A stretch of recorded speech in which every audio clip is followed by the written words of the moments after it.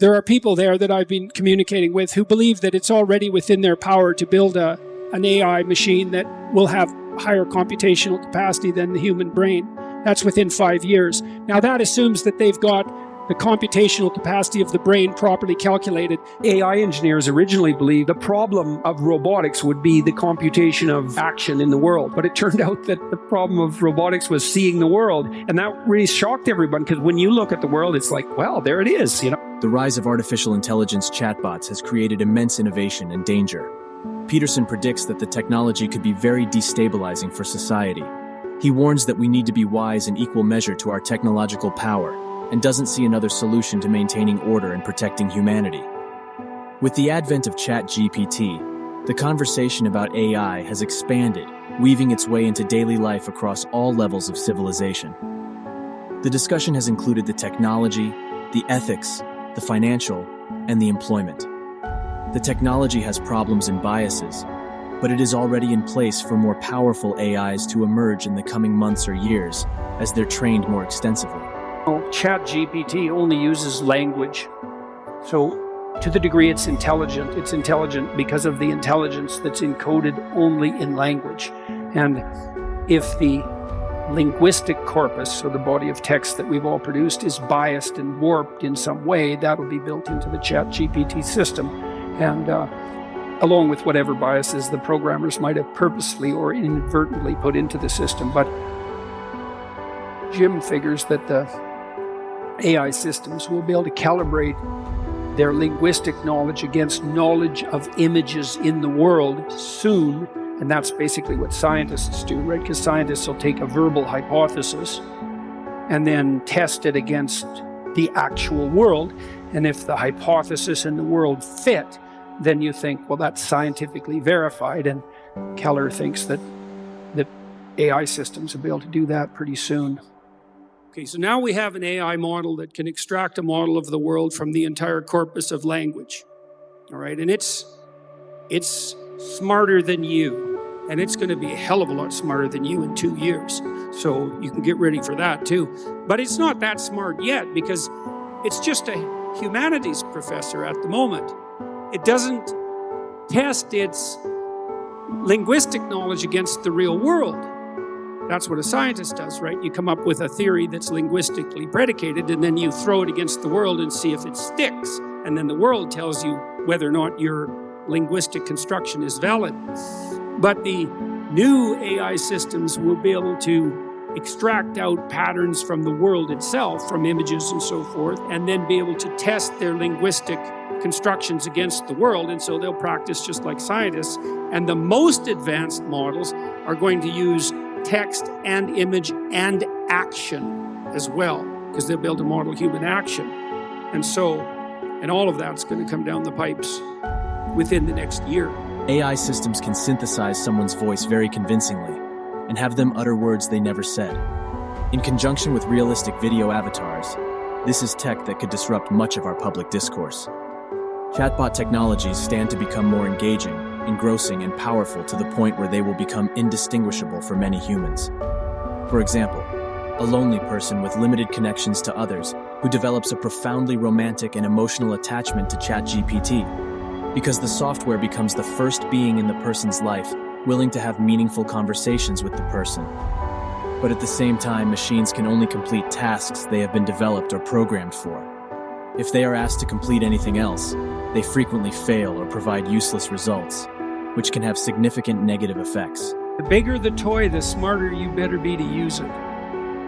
So that's worth thinking about, because we're coming up with some pretty damn big toys. You know, you look out there in the world and you see the giants marching towards you and you think, well, what can I do? And the answer is, bloody well, get your act together, because here it comes, boys and girls, and you better be prepared. Okay, so here's something that's going to happen in the next year. So imagine now you're a lonesome guy, and you can get a digital friend, woman, and she can talk to you like ChatGPT talks to you, and listen like ChatGPT listens to you, which is maybe, if you're really lonesome and alienated, more than anyone has ever listened to you in your life. And then soon she'll not only listen to you as a text interface, but she'll be a fully rendered 3D, well, let's say 2D photorealistic, fully rendered animation, indistinguishable from a genuine image of a person, image of a genuine person. And then that'll be 3D for your, Oculus headset. And then, well, that'll be sexual and like just right now. That'll be the value proposition, right? Is you'll be able to turn your virtual girlfriend into your virtual sex partner. And who knows what that'll do, right? And then the next thing after that is you'll be able to put that into a robot. And that'll be, the robots have been tricky, but I can't imagine that's more than 10 years away.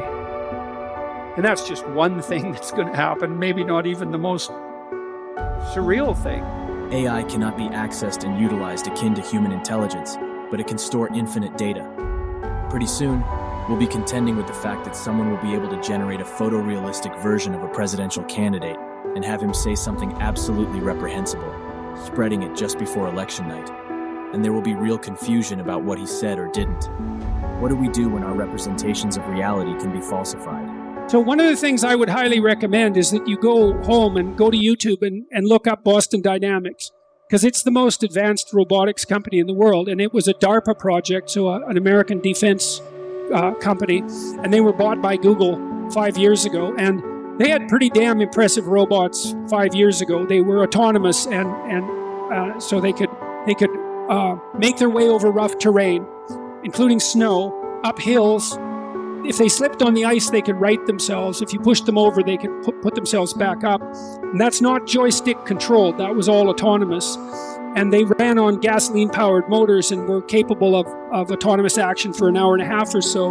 And I looked at the last iteration, and it's a small robot about this big, and it has a hand that looks like a head. And it's so sophisticated that it can gyrate to music spontaneously, and it can keep its head in the same place while it does it, like a chicken.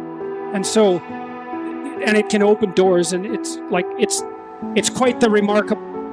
Pretty soon we'll be contending with the fact that someone will be able to generate a photo-realistic version of Donald Trump and have him say something absolutely reprehensible and spread it everywhere just before election night. And there'll be real confusion about whether he said it or didn't. So what do we do when our representations of reality can be falsified? Now, I was talking to my son about that today, and he thinks we'll get into an arms race right away because there'll be technologies that can detect whether video is artificial. But then, there'll be a race because other technologies will learn how to fool that technology, and, maybe we'll be able to stay on the edge where we can still detect what's real and what isn't. But I don't think we're doing a very good job of that right now on social media, because social media, it's kind of like the world, except it's way more demented. And the problem with that is that it makes the whole world look demented.